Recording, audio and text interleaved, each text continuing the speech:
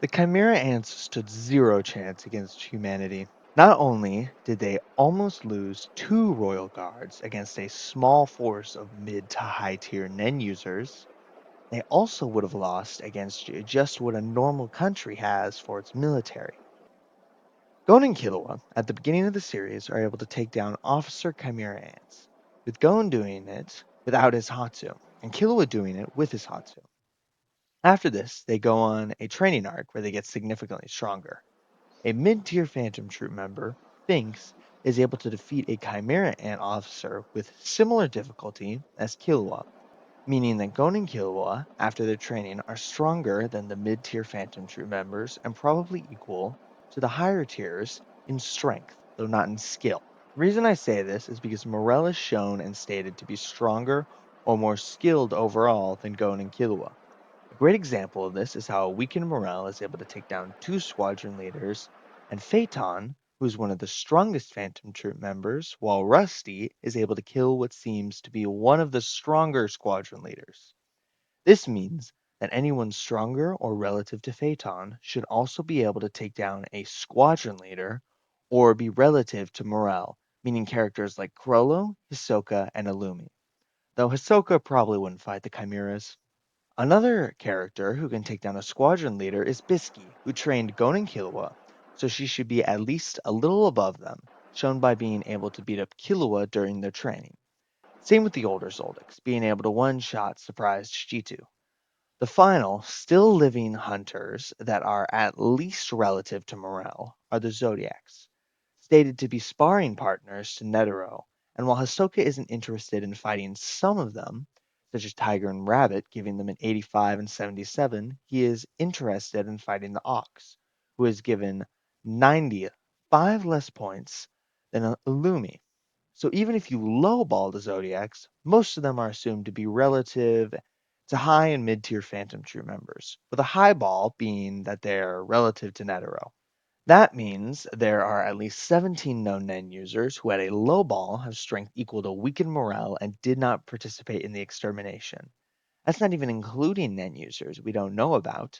Hisoka and Crollo are both floor masters, so it could be argued that other floor masters are at least relative. But ignoring that, if Morel had been at full strength, he would have been able to last longer than he had, leading to Bankruptcy Chapter 7 bankrupting Yuppie, which would then allow them to kill him.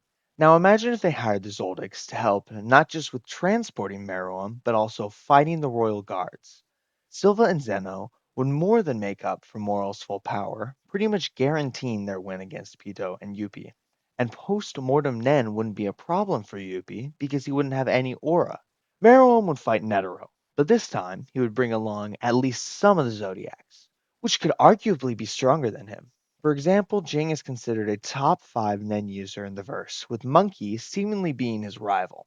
Monkey's ability is to summon 3 Nen beasts that can each blind, deafen, and mute the person they hit. Meruem doesn't need to dodge most attacks, so he would likely get hit by at least one of the monkeys, getting rid of one of his senses, making it more likely to get hit by the other two.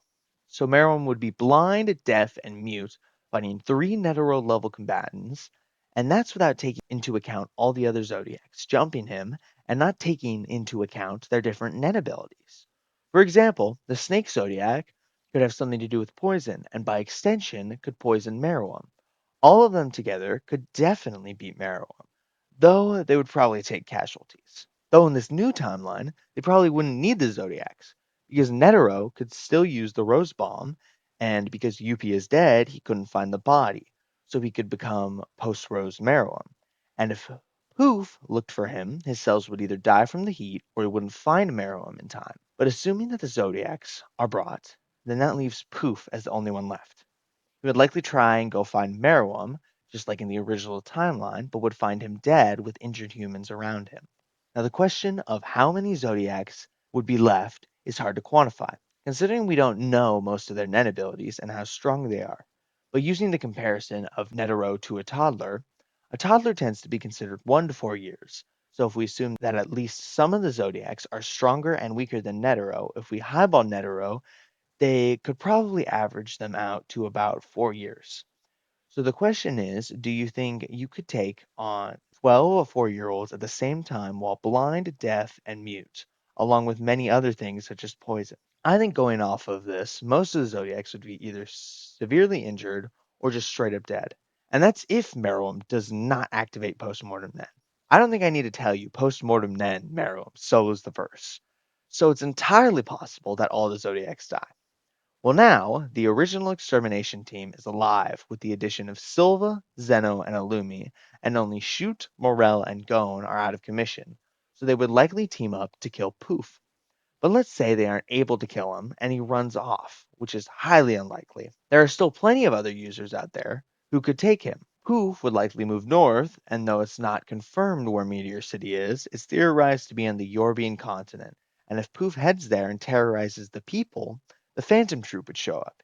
Even if we assume that it's just the members that took down Zazan, they still have a good chance of at least weakening him. Even if they send Phaeton in alone, Hisatsu burns things, and we were shown that Poof's cells burn easily.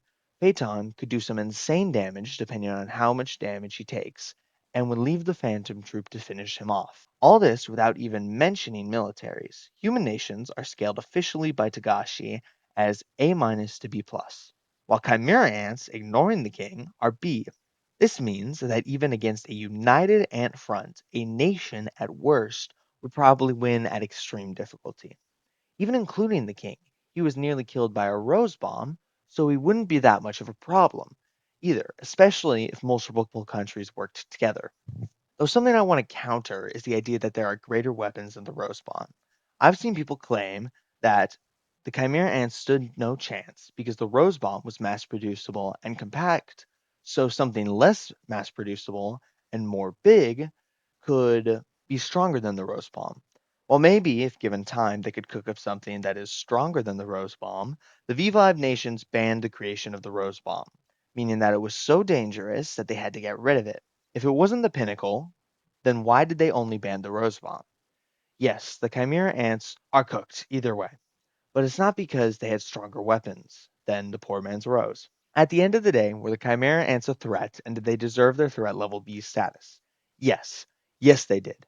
But if they landed anywhere else in the world, or if Netero or the government let them bring more Nen users, they would have been able to deal with the Chimera ants without the Rose Bomb. I mean, the Zodiac said it themselves.